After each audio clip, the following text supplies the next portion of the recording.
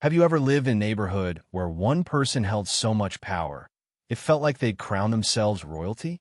Well, in my suburban cul-de-sac, that person is Karen, a middle-aged woman with a permanent scowl and a glaring sense of entitlement. If you're ready to hear how she turned a quiet community into her personal domain, and how she tried to tow my dear neighbor's car, only to regret it almost instantly, keep on reading. Trust me, this is a ride you don't want to miss. I've lived in Sycamore Park Estates for nearly 15 years, and I've always loved its tree-lined streets and neat rows of ranch-style homes. It's the kind of place where retired couples enjoy early morning walks, parents cheer at their kids' weekend soccer games, and neighbors greet one another with a friendly nod. Of course, that was before Karen ascended to her throne as the president of the Homeowners Association. It started small. She'd leave condescending notes about trash can placement or the color of someone's front door. We all rolled our eyes and complied, hoping this new authority figure would eventually settle down. But Karen didn't just settle, she expanded her powers.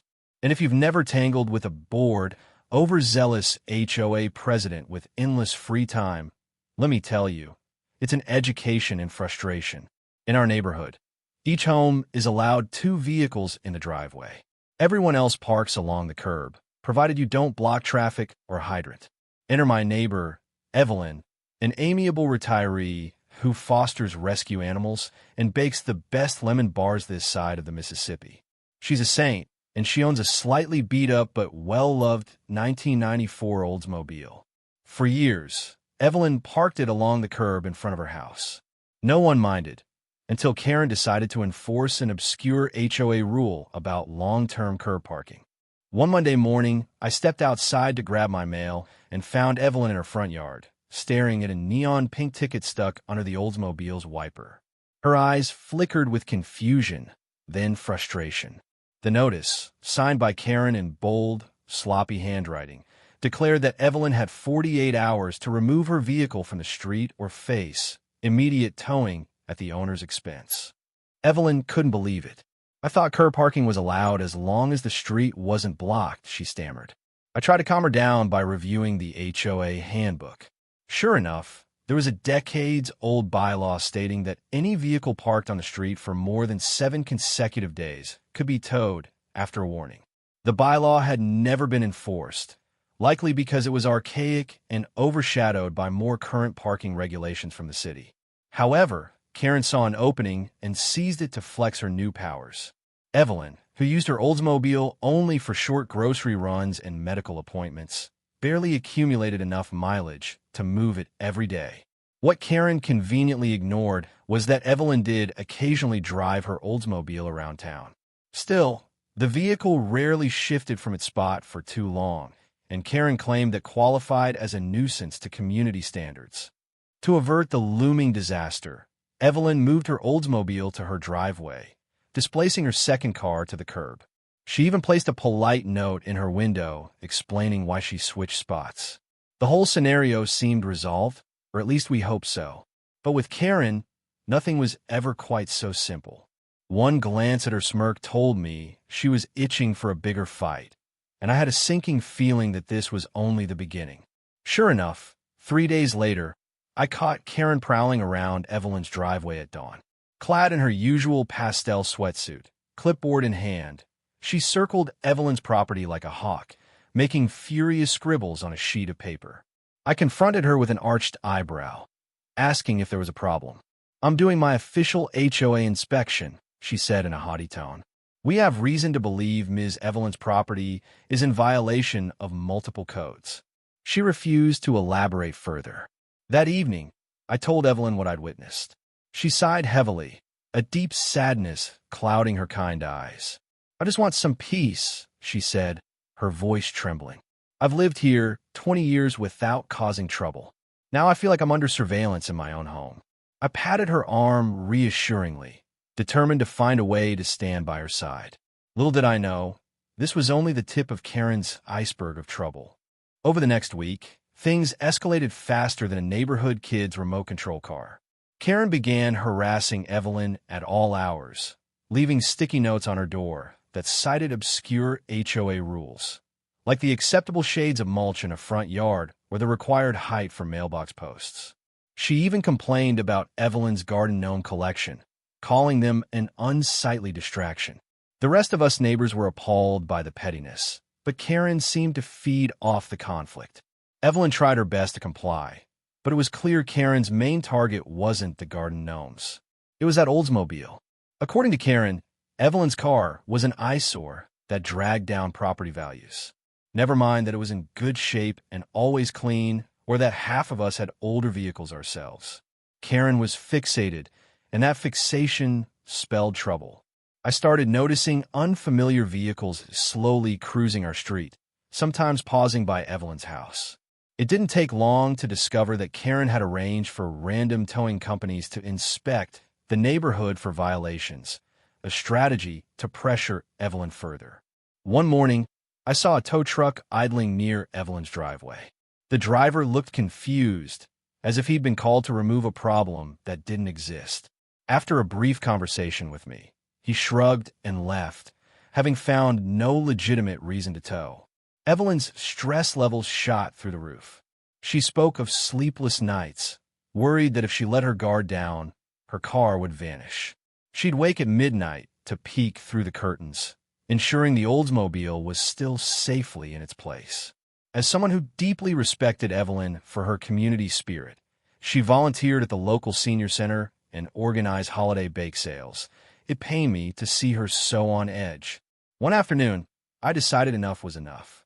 Gathering a few neighbors, I proposed we hold a formal complaint against Karen. We'd seen her borderline harassment and how it was affecting Evelyn's well-being. If we could prove that Karen was abusing her authority, maybe the HOA board, beyond just Karen, would intervene. After all, Karen wasn't the entire HOA. She was just the face of it. There had to be some checks and balances in place, right? Armed with statements and a unified front, we attended the next HOA meeting in the small clubhouse down the street. The atmosphere was tense as we laid out our concerns.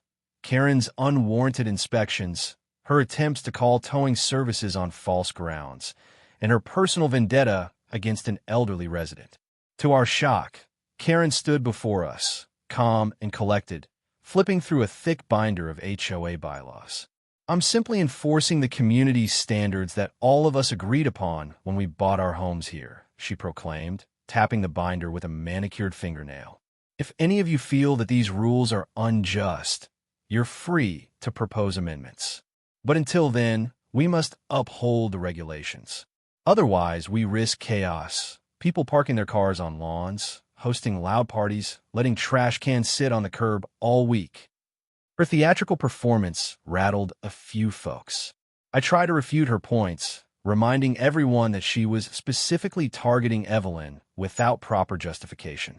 Another board member, Marlene, an older woman with a no-nonsense attitude, nodded sympathetically. But Karen was quick to corner her. "Marlene, we can't prioritize feelings over community standards," Karen insisted. A thin smile stretched across her face. It was a masterclass in manipulation. By the end of the meeting, the board voted to investigate but took no immediate action. Feeling deflated, we left the clubhouse. Evelyn tried to maintain a brave face, but I could see the tears collecting in the corners of her eyes. "I'll just keep my head down and follow the rules as best I can," she whispered, her voice trembling. The rest of us exchanged worried glances, promising we wouldn't let her fight alone. But Karen's brand of power wasn't easily subdued by a few heartfelt pleas. Something bigger was brewing, of that I was sure. Less than a week later, the unthinkable happened. As dusk settled in, I heard a terrible scraping noise coming from outside. Racing to my front window, I watched in horror as a tow truck rattled down our street, Evelyn's Oldsmobile hooked to its winch. The driver navigated away with surprising speed, leaving a shocked Evelyn on her front lawn, her hands pressed to her cheeks. Karen stood nearby with her arms folded, her smirk illuminated by the streetlight. My stomach turned to ice as I realized she'd finally done it, and I suspected this was only Act 1 of her twisted plan. The next morning, I found Evelyn sitting on her porch swing, clutching her favorite teacup with trembling fingers. She looked utterly defeated.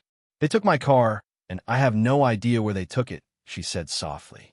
Her eyes were ringed with exhaustion. I offered to drive her down to City Hall to file a complaint, but first, we tried calling the police. The officer on the line explained that if the HOA had the legal authority to tow, then it was a civil matter. We need a lawyer to get the car back. All day, Evelyn tried contacting the towing company, leaving message after message with no response. Meanwhile, Karen paraded around the neighborhood as though she'd just won a major battle. The most infuriating part was her sense of righteousness, as if towing Evelyn's car was some grand service to the community. Every time I caught a glimpse of her, she had that same self-satisfied smirk, as if daring anyone to challenge her. I decided to dig deeper into the paper trail. I scoured the HOA's bylaws and discovered a critical detail Karen had conveniently glossed over. Towing could only occur after a formal warning and a documented 5-day grace period, unless the vehicle was blocking emergency services. Evelyn had only received a single pink ticket, and nowhere near 5 full days had elapsed since that warning. Karen's towing was premature at best, possibly even illegal. I shared this finding with Evelyn, and together we made an appointment with a local attorney who specialized in HOA disputes. His name was Ricardo, a calm, methodical man in his late 50s with a well-worn leather briefcase. After hearing our story, he nodded solemnly. "There's definitely a case here," he assured us. "If we can prove the HOA president acted outside her authority, we can demand the immediate return of your vehicle and file for damages." Evelyn visibly brightened at the prospect of justice. That afternoon, we also visited the local impound lot, guided by a tip from Marlene, the dissenting HOA board member who suspected Karen had arranged a backroom deal with a nearby towing service. Sure enough, parked behind a chain-link fence was Evelyn's Oldsmobile, looking lonely and out of place among a sea of junkers and abandoned vehicles. The attendant informed us that release fees were well over $200. Evelyn's face fell at the expense, but she was determined to get her car back. "We'll handle this the proper way," Ricardo advised, suggesting we avoid paying the impound unless absolutely necessary. Karen overreached, and we can force them to cover the towing and storage fees if we handle this by the book. Evelyn agreed, though she worried about the car languishing in the lot. Ricardo assured her we'd move fast. He'd already filed a preliminary injunction and requested a hearing to address the unauthorized tow. In the meantime, word spread around the neighborhood like wildfire. Once folks learned Evelyn's car had been towed under questionable circumstances, public opinion shifted dramatically. Even those who had supported Karen's rule enforcing started to wonder if her approach was too heavy-handed. Karen, no doubt sensing the changing tide, disappeared behind her blinds for a few days. But that didn't mean she was done stirring the pot.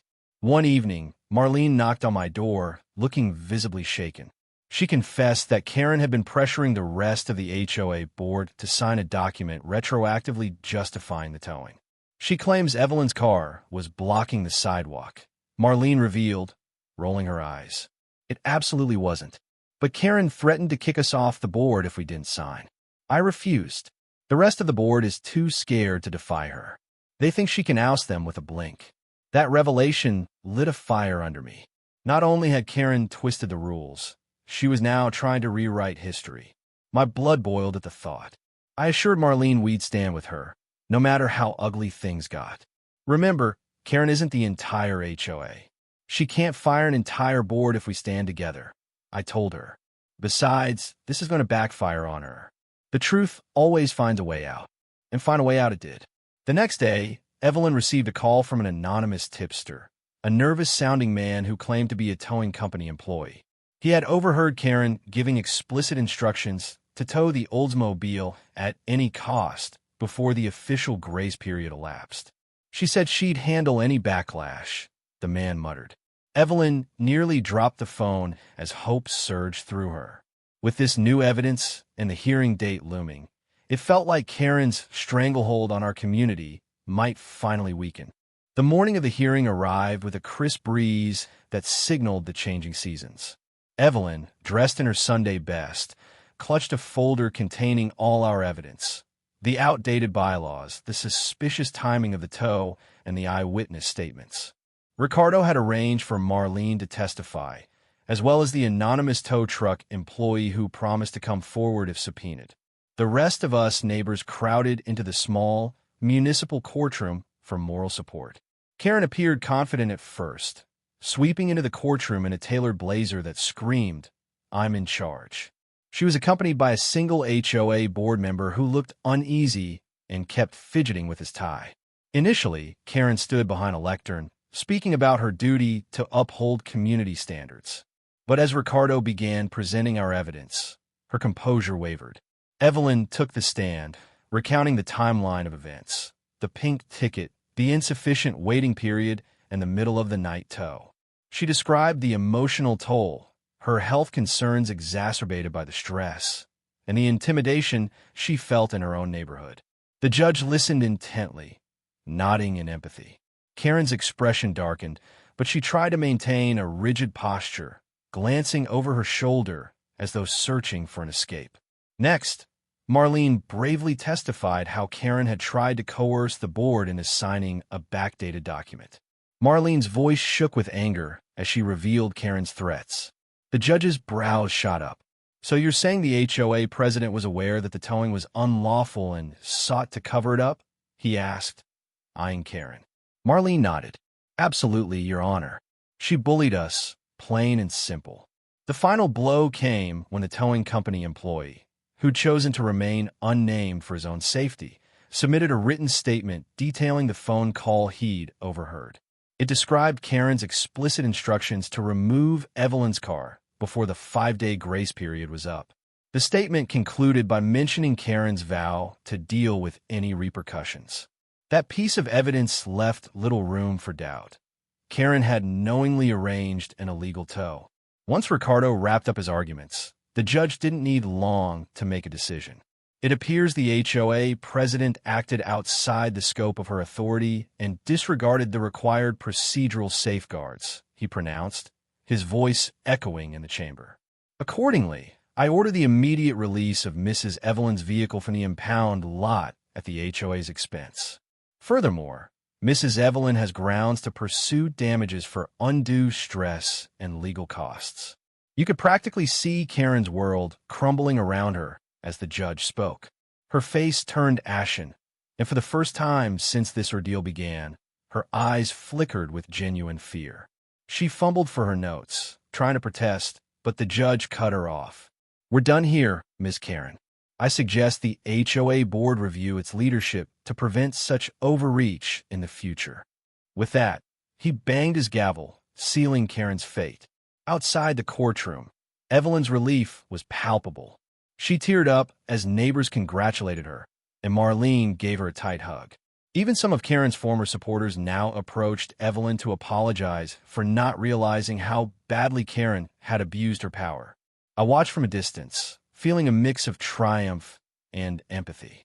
Nobody ever expects to see their quiet retirement years marred by petty feuds, least of all sweet Evelyn. In the weeks that followed, Karen faced a formal recall process from her position as HOA president. The board, emboldened by the court's ruling, voted to remove her leadership privileges. Homeowners came out in droves to sign a petition demanding her immediate resignation. The entire episode served as a cautionary tale about giving too much power to individuals who thrive on control rather than community welfare. Karen tried to fight back, but her credibility was shot. As for Evelyn, she regained her Oldsmobile, which she proudly parked in her driveway. The HOA reimbursed her for the towing fees and, under Ricardo's guidance, settled a modest sum for emotional distress. To celebrate, she hosted a small gathering at her home, complete with her famous lemon bars and a pitcher of iced tea. Standing in Evelyn's cozy living room that evening, I took a moment to reflect on what had happened. Karen had tried to strong-arm the neighborhood and ended up losing her crown in spectacular fashion. Sometimes justice moves slowly, but when it arrives, it hits hard. And as I took a bite of a perfectly tangy lemon bar, I couldn't help but smile. The Oldsmobile was back, Evelyn was safe, and Karen's reign of terror was finally over.